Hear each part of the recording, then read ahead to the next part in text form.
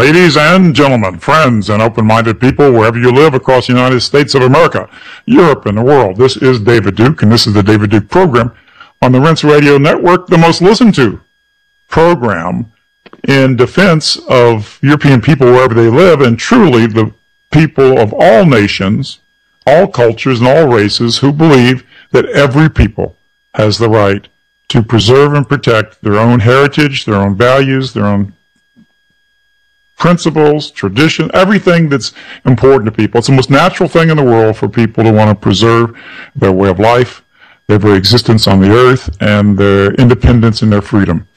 That's what we're about here. And obviously we are Europeans who do this program, and we are very conscious of our European heritage, and we know that we have the absolute human right to do that, and we are going to defend our heritage, our culture, our freedom. And we face a tremendous problem today, obviously, folks, with worldwide Jewish extremism, supremacism, Zionism. I wanted to mention I've got a great guest coming on. His name is Mike King. He's written a number of books. One of his, I guess, his best-known books is The Bad War, which is about the Second World War. As you know, it's always called the Good War.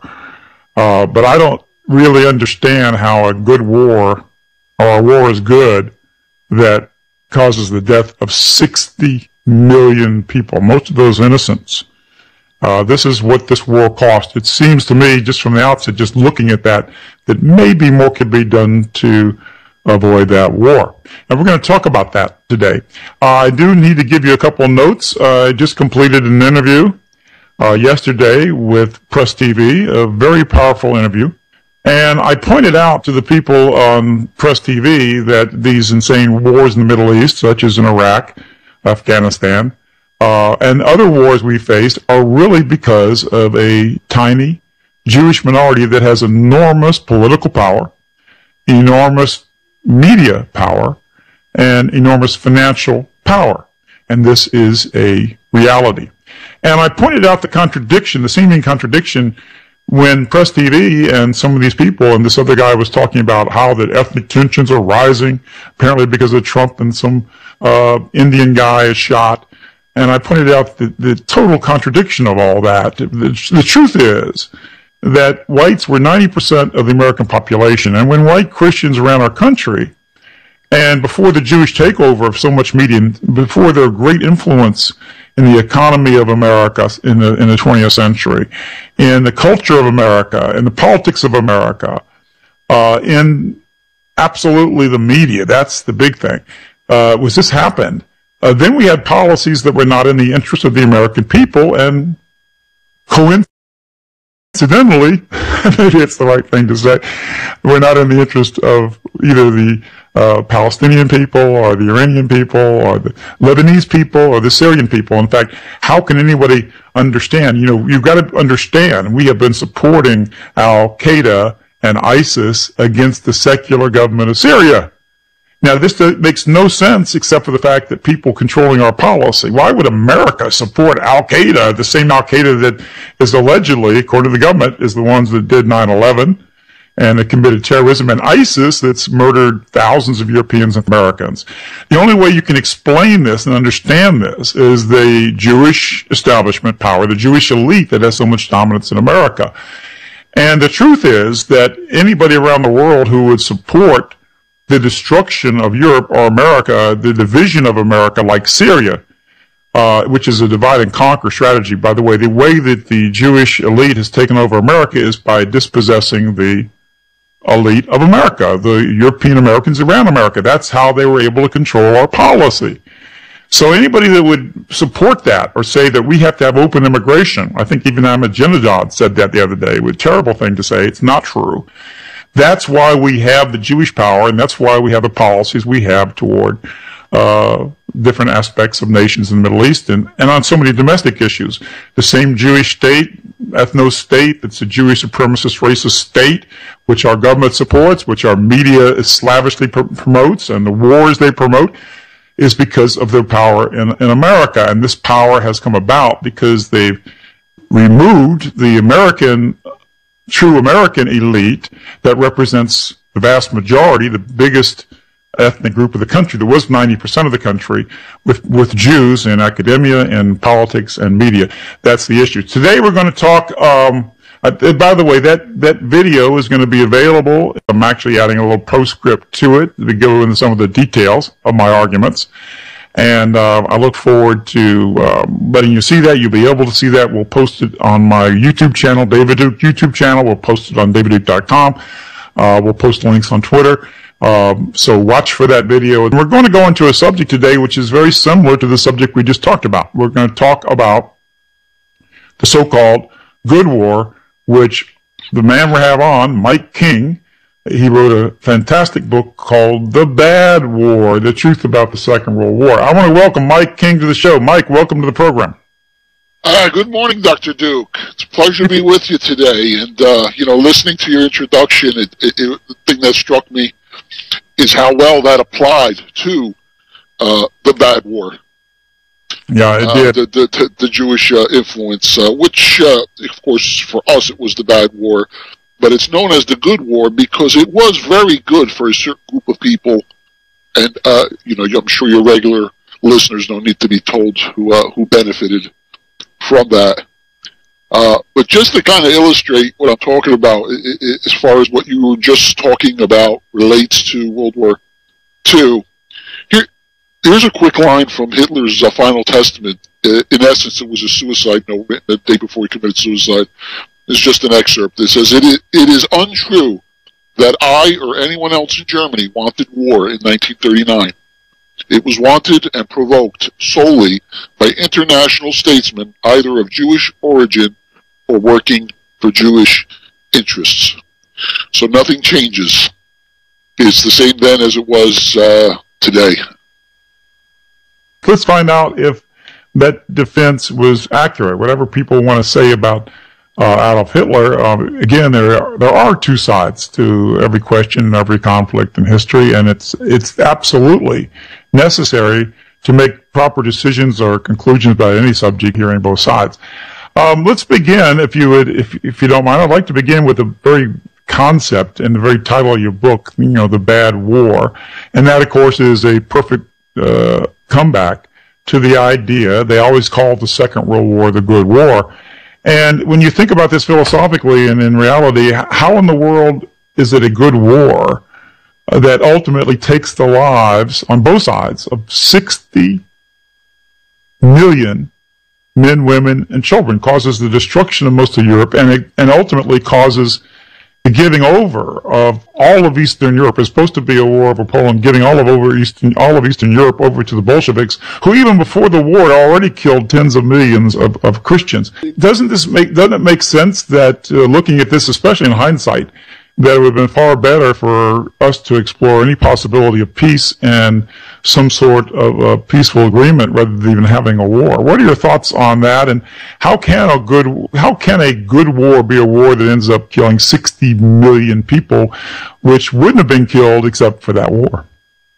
Well, I mean, the joke is, sometimes they put these jokes right in our face, sort of like when they say diversity is our greatest strength.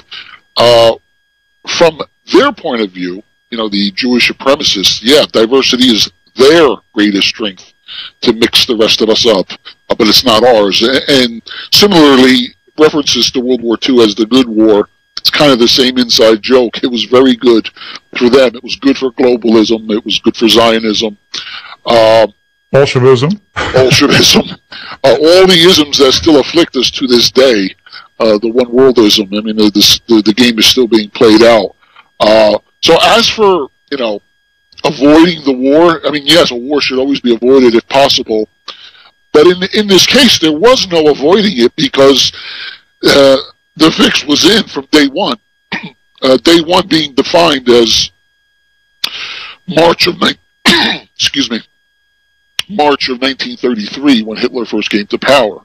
That very same month, and I reproduced the headlines in the book, The Bad War, and if people want to read a free sample, they can go to tomatobubble.com, which is my website, and they'll see a tab for The Bad War. They can read a free sample, get an idea of it. Amazon is listed under MS King. But anyway, I reproduce in my book actual headlines from that month, very first month, March 1933, there's one from the New York Daily News, headline, 40,000 in Madison Square Garden rally against Hitler. And of those, 35,000 were probably Jews, and the other 5,000 were just assorted communists. And then there's that other well-known headline from the Daily Express in London, Judea declares war against Germany. So they were quite open about it. They openly declared war, all the major Jewish organizations, against Germany. So there really was no way to avoid it, because it was the impetus for the war was coming from us, from the West. So let's get this straight now for all of our listeners who some of them are very new to the subject.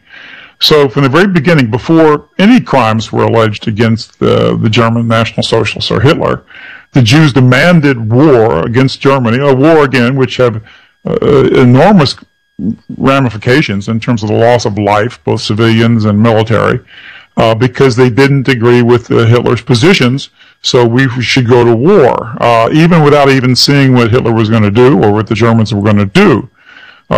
Pretty amazing. And by the way, at the same time that they demanded war on Germany, as we talked about earlier, and you've talked about this before, I know in a number of interviews, I've heard you a couple of times, that the communists have already killed tens of millions, and the communists, in fact, were led by the Jewish establishment as well. The Jewish establishment all over the world, according to Jewish Encyclopedia, in my book, The Secret Behind Communism, I point out that the Jewish Encyclopedia boasts about the fact that the entire Jewish establishment around the world supported the rise of communist Bolshevism in Russia, and that, in fact, in their own words, they say practically every synagogue on earth sent the Bolsheviks the fundraising drives and send them clothing and support for the Bolsheviks, because they saw Russia as an anti-Semitic country. So they literally supported the most murderous regime that's ever been seen in world history. Yeah, I mean, isn't that ironic? In fact, Eugene Meyer, who's a former chairman of the Federal Reserve, he stepped down and he bought the Washington Post right around this time, 31, 32, 33, sometime around then. And one of the first things he did is he fired one of his editors who was opposed to diplomatic recognition for the Soviet Union. Because it was such a brutal regime, the United States did not recognize it during the 1920s. So Eugene Meyer, who's a business partner of Bernard Baruch, right away began turning the Washington Post into a left-wing propaganda sheet and agitating for close ties, or at least for diplomatic recognition to the Soviet Union, at a time when it was known how many people Stalin and Lenin and Trotsky had murdered. So isn't that an interesting contradiction? On the one hand, they want to make nice with the greatest butcher, perhaps since Genghis Khan, that being Stalin. And on the other hand, before Hitler had even taken office, they're already agitating against him. So, you know, like always, their concern for so-called human rights is always phony. They're very selective in their application of it. They love the communists because ultimately they wanted to join forces with the Soviet Union in a global New World Order system. They hated Hitler because Hitler was a nationalist. He wanted nothing to do with this, what he called super international government that the Jews are planning. And that's really the basis of it. Hitler liberated Germany from the clutches of the New World Order. He pulled them out of the League of Nations. He took over their central bank. He basically said, no, we're going an independent route. And it was heading toward communism, toward Bolshevism, correct? Oh, yeah. I mean, Germany was either going to... there were only two political forces that would have come to power during the chaos of the Depression, which hit Germany particularly hard. It was either going to be the National Socialist Workers' Party, the so-called Nazis, which they never called themselves Nazis, or it was going to go communist. And if Germany ever went Bolshevik, I mean, can you imagine? You have Soviet Union Bolshevik, and then the power of Central Europe, Germany Bolshevik. All of Europe would have been lost. So, by seizing power in Germany, and it's an amazing story how he pulled it off. Yeah, with the power of both Russia and Germany together with the Bolsheviks, it probably would have basically taken Europe and ultimately the world. And by the way, have you ever found any evidence in studying the words of Hitler and the German National Socialists, any evidence that they intended to conquer the world, or on the contrary, did they say that they weren't trying to do that? Whereas the Bolsheviks, from the very beginning, the Communist International, was a global entity that said that we had to take the... There is absolutely nothing to suggest that he had any, let alone global ambitions, but even territorial ambitions. He was willing, for example, to allow Poland to keep some of the territory that it had stolen after World War I. He even made offers to allow them to keep that just for the sake of peace. It's actually remarkable how many concessions he was willing to make. And he even said, "I'm the only one in Germany who could make these concessions. Anyone else proposed this, the German people wouldn't accept it." But he was so loved that he was able to say, "Okay, Poland, you can keep what you stole. Just let us have access to the city of Danzig." But the Poles. Well, that's right. The city of Danzig was a over 90% German city, which voted in plebiscites to return to their mother nation. They spoke German.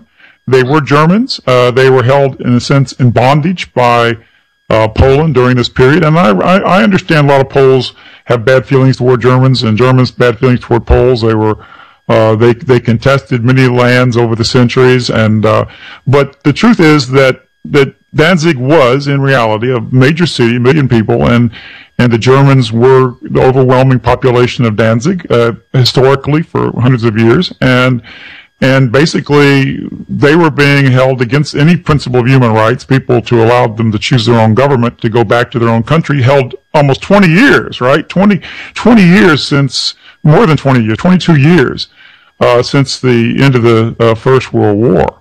And yet, it was like, that was really bad that Hitler, actually wanted to give the Germans back their freedom of will and self-determination to align with the country of their choice.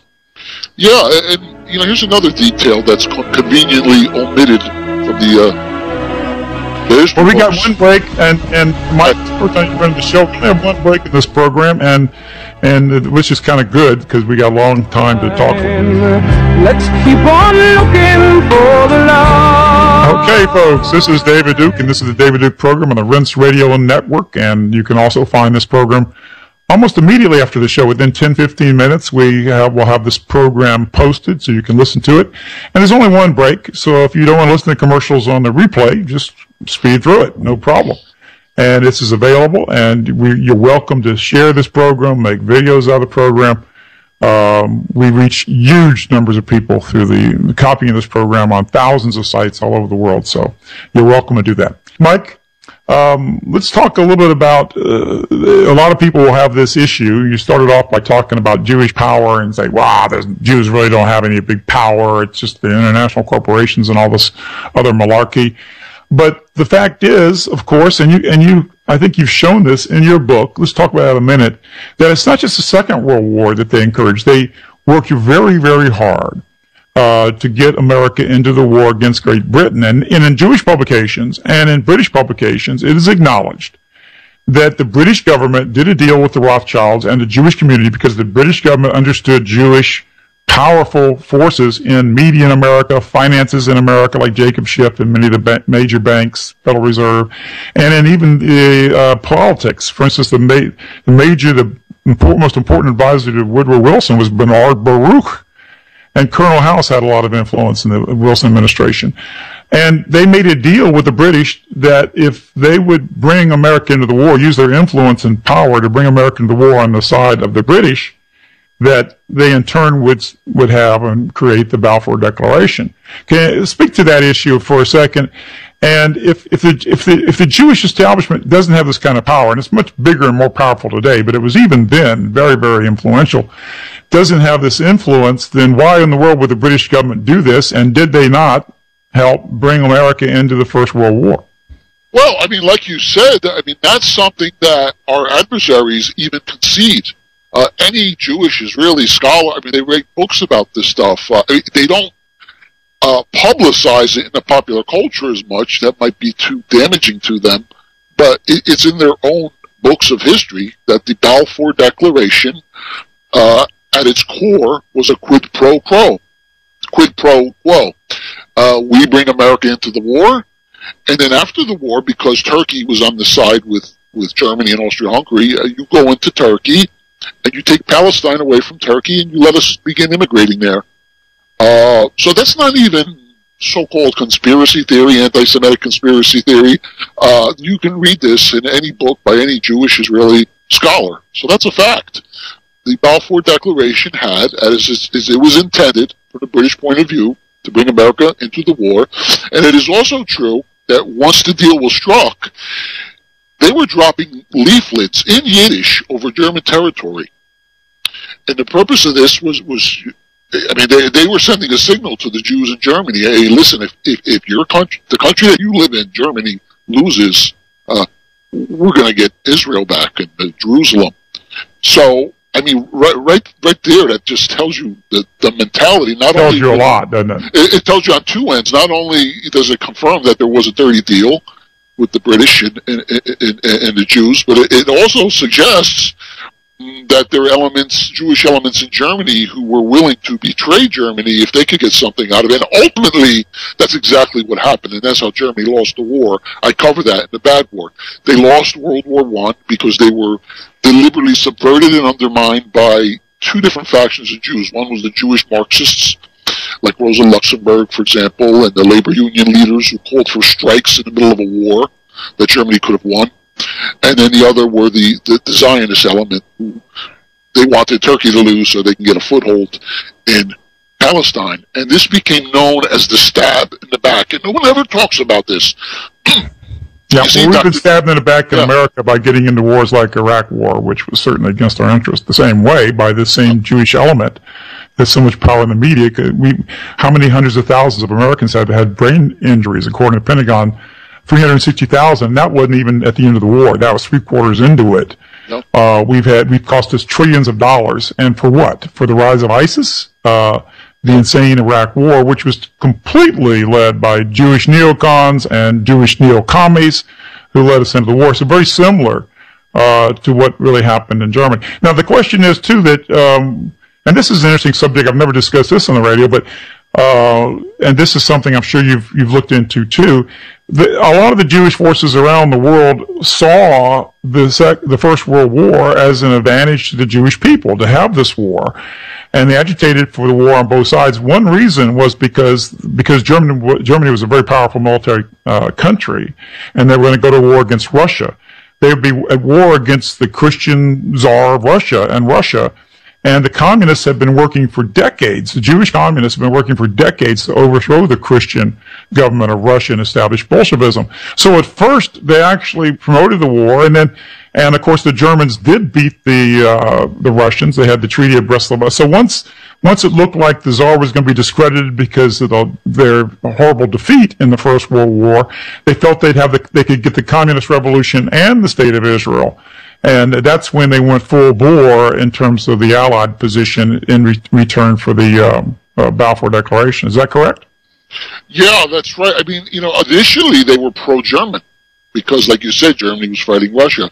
And then when Russia began to collapse, they turned it into a two-for-one deal. Now they could go against Germany, okay, overthrow Germany, make that communist or liberal democratic, and then get Israel. So oftentimes they will put their chips on a country, and then pull the rug out from that same country after they've used it. So they accomplish their objectives, right? Yeah, they were pro-German, and when you understand this is critical to understanding World War II. Because it speaks to the justified resentment that the Germans had after World War I when they were subjected to that horrible Treaty of Versailles at gunpoint. So, there's a reason why probably the most Jewish-friendly country on earth, Germany, for between 1870 and 1920, all of a sudden became quote-unquote anti-Semitic. And no one ever talks about that. Okay, let's talk about... I appreciate that. They're very, very important points, and you raised so many good points. And this is covered in your book, and I urge people to get this book. It's a great book called The Bad War. You can buy it right through Amazon. And man, that's something that I think everybody should read to get some understanding. But if you think about the logic of what we're talking about here, it's kind of obvious, isn't it? What we're telling you is the truth, and what Mr. Mike King is saying is absolutely true. Let's go into the actual beginnings of the war themselves. And I do want to make a caveat here. We have many Polish patriots who understand the dangers of communism, who understand the Jewish role in all this. And the truth is, and I say this to my Polish friends, and I have many Polish friends, that, yeah, there was arguments, and they have their own side of the Polish-German conflict. But certainly all of them must realize and understand that this war, this greater war between Germany and Poland, was far worse and had terrible ramifications, not just simply for Poland, but for the entire Western world. And because the Poles were known, in fact, it's really interesting that Poles were known as, quote, anti-Semites. But you look at this war, by getting this in this national war, half of their country was taken by the Bolsheviks. And by the way, the Germans literally released the Polish soldiers that they captured in this border conflict.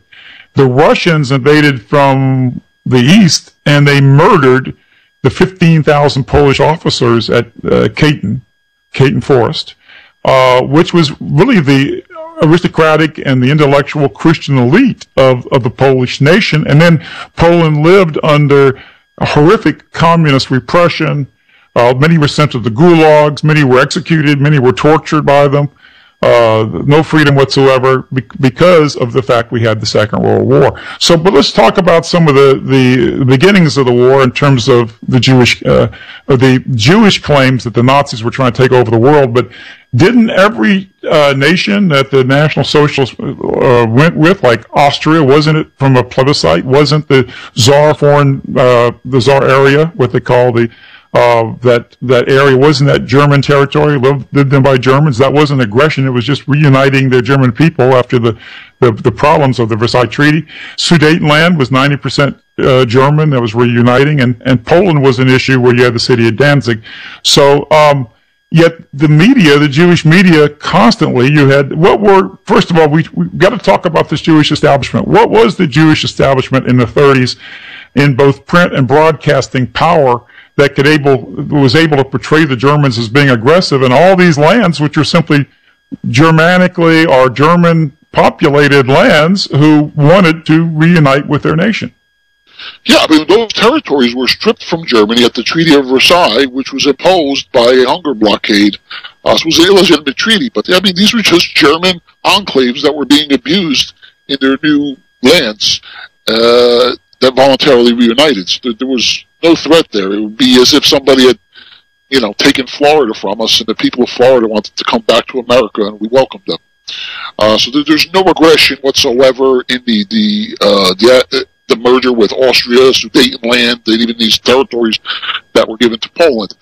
So to your question of how this became so misrepresented in the press, well, the Jewish domination of the press that we have today didn't just happen in recent years. It pretty much was fully in effect almost 100 years ago.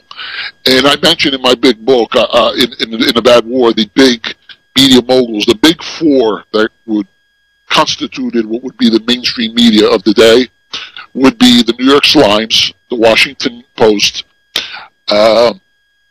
CBS Radio, and NBC Radio.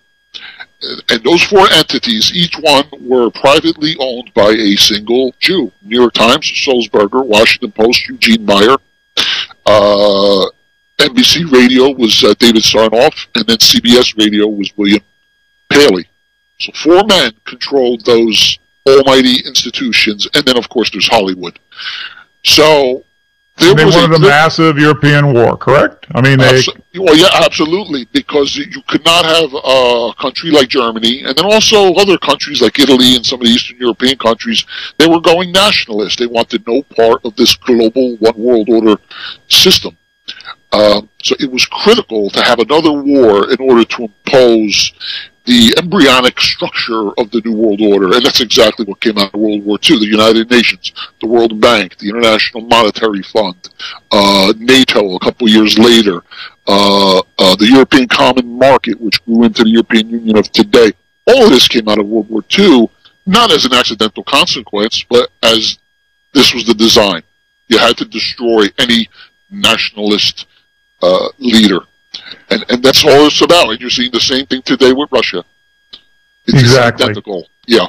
What nations have Russia invaded? Well, Crimea was an old Russian territory, and it was very critical to Russian defense. Only warm water port, and they didn't even feel the need to have direct control over it. They let Ukraine, control it until the United States of America, under Jewish power, Miss Newland, who's Jewish, and the Jewish-controlled State Department tried to create a revolution in Ukraine, and then put pressure on and put Russia in a very dire position. That's the only reason that Russia even went back to try to preserve their bases and their influence in what's called the Crimea, which was hundreds of year old Russian territory. Let's go back into the beginning of the Polish-German conflict, and again, we have to remember the run-up of this. I've watched newsreels. Have you seen the newsreels, for instance, that were saying they would show Germany, and they'd show Hitler speeches saying that that we have no more territorial demands, in Europe. But what they did was they took that out of context, and he said, we have no more demands than our original demands, the uniting of all people who were part of Germany and part of the German people back together under their own government by their own free will.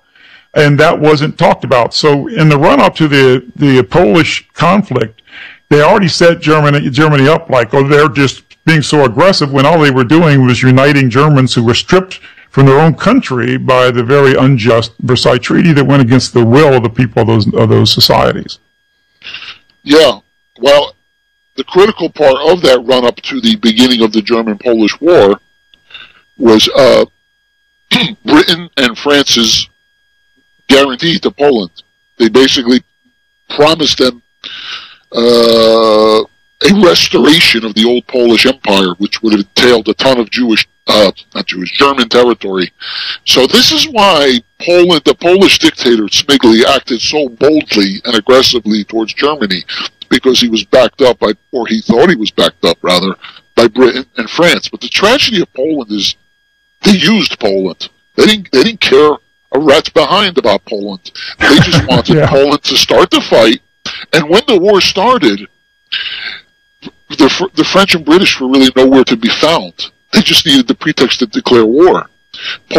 Poland was basically pleading, hey, what happened to our defense pact? What are you guys going? I mean, they did very little from the Western Front. And then when the Soviets came in 2 weeks later, again, the Poles invoked the clause of their treaty, the defense treaty, and said to Britain, all right, now we're being attacked by the Soviet Union. Oh, I thought we had a defense pact. When are you going to help us? And Britain flatly said, this does not concern us. So they courted Poland for years to essentially pick a divide and conquer policy. It never changes, does it? And then when they got what they wanted from Poland, it's like, okay, thanks, see you later. And that was the end of Poland. It was exactly like that. Are you also familiar with the fact, and this has come out in later years, David Irving and other people brought it out, I've read the papers. As we all know, Roosevelt was supported by the Jewish establishment in America. He campaigned on keeping us out of the war. But in actuality, he had top Jewish advisors like Morgenthau, like Bernard Baruch, even from the First World War, he was still around. And this is some amazing material here. Roosevelt was writing secret letters to the Poles, as well as Britain and France. Secret letters to the Polish government saying that, listen, don't give in to, don't make any agreement with Germany, don't try to make any compromise with Germany. If you don't, and there is a conflict, America will come in and support you with our own troops, arms, and support. We will be 100% behind you and to fight and resist the Germans and destroy the German nation. Roosevelt himself wrote this to the Poles, and that was another bit of the influence there, telling them that go ahead and have a war. We're going to back you up, which was not true, but it was perfect in getting the war started, wasn't it? Well, that's right. That's right. Roosevelt was very much involved in the process of getting the war started. And throughout this whole period where he's saying, neutrality, I'll say it again and again and again, your boys will not go to foreign wars. The whole time it's happening, and I demonstrate this with newspaper articles in my book, he's making these aggressive moves to prepare America for war. They revoked the Neutrality Act. That was Bernard Baruch's idea, and that enabled them to send weapons to Britain. And that's the only reason Britain stayed in the war, because they knew they had this lifeline. And oh, by the way, in that year, 1940, that was Roosevelt's re-election year, and he was going across the country making this pledge: we're not going to get involved in that war in Europe. I promise, I promise, I promise. Yet at that same time, and you can hear this on YouTube, Winston Churchill giving a radio address to the British public, that we will fight them on the beaches, we will fight them in the cities. You've heard that, I'm sure. In that same address, he said, if our island should fall, then our empire, and joined by the might of the New World, the United States, will continue the fight. So, what does Churchill know that Roosevelt doesn't know? So this is happening at the same exact moment in time. Roosevelt promising, he's saying that don't listen to people like Charles Lindbergh. We're not going to get involved in another war. At the same time he's saying this, here you have Churchill on the radio telling the British public, don't worry, the United States has got our back. When are we going to learn the lesson, my friend, that Europeans cannot afford to fight each other? That in the entire European humanity and European nations all over the world now are facing an existential crisis because of the same Jewish establishment that brought us into this horrible war that killed 60 million of us. And there's an argument that because of this war, in fact, the Jewish power structure basically took over international media that basically has led us to policies directly intended to destroy and ethnically cleanse European peoples from their own lands, even their original homelands in the heart of Europe. Let's talk about the run-up to the war, exactly. So let's just talk about the beginnings of the war itself. So what happened in the last few months and weeks before the actual conflict in Poland when that arose? Well, Hitler was moving heaven and earth to avoid the conflict. The deal he made with Russia, the non-aggression pact, that has been misrepresented as Germany and Russia making a deal to carve up Poland. Precisely the opposite is true. The only reason that Hitler sent his foreign minister to Russia to draw up a non-aggression pact was not to facilitate the coming war, but to avoid it. Meaning, if he could make peace with the Soviet Union, Hitler believed that Britain and France would be less aggressive in provoking a war, and that turned out not to be true. They continued. Interesting. Yeah, but that's the truth. And again, I've got newspaper headlines from the New York Times, of all people, showing how Britain was trying to maneuver the Soviet Union into an alliance against Germany as far back as 1938. And this is the same Soviet again that killed tens of millions of Christians. That's right. Under their Jewish Bolsheviks. Yeah. And so now what happened is during the abuse of German, it was clearly a deliberate provocation. It reached a point in which the Jewish terrorist gangs, and as well as some Polish ultranationalists, they had unleashed absolute hell and genocide. Was that in part, at least in part, to provoke the Germans? Oh, in total, it reached a point where the German people could take it no longer, and then there were also incursions on the German border itself, and right up into the 11th hour, I've got a letter in there in the book, The Bad War, of Hitler to the French president, pleading for talks, and saying that Poland has been emboldened. They're acting like this because they have your support. You served in. He's addressing it to the president of France. His name escapes me now. He says, "You served in World War I, as did I. You know the horrors of war. We must avoid." It's a very heartfelt, compelling letter written 2 days before the German-Polish War broke out. And so Hitler actually ignored a lot of the attacks that existed on German civilians, massacres and so forth, tried to avoid the war. He felt it was intolerable, so eventually said, no, we just got to go in and free these states. these and stop this terrible murder and attack against innocent civilians, and that's really what was his motivation. Now, was there any evidence that Hitler thought that this was going to create a world war? What's the evidence that he didn't think so? In fact, what did Hitler say when he turned to his generals, and a lot of his advisors, who assured him before the war that there wouldn't be a world war out of this? Are you familiar with what Hitler said to them, or his reaction? Well, it's clear just from his writings that when it reached that point, he had kind of resigned himself to the reality that as soon as the war broke out, France and Britain would declare war against Germany. So, I mean, you know, it was just, you reach a point where you just accept that reality. So I don't think he had any delusions that I think he had some delusions in the sense that even though he talked about Jewish power, he really thought that the British and the French would come to their senses and not have another horrific war like the First World War over this issue.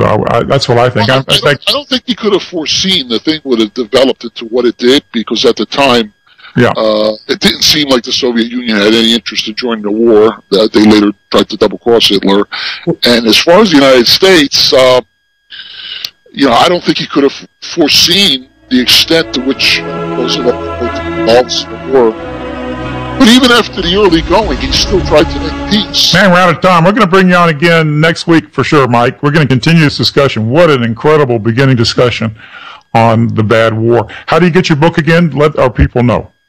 Well, they should bookmark tomatobubble.com, and they'll see a tab on the left side, The Bad War, and that will enable them to either purchase a pay-per-view PDF, or they can link to Amazon for the beautiful 8.5 by 11 paperback version with an amazing cover by David Dees.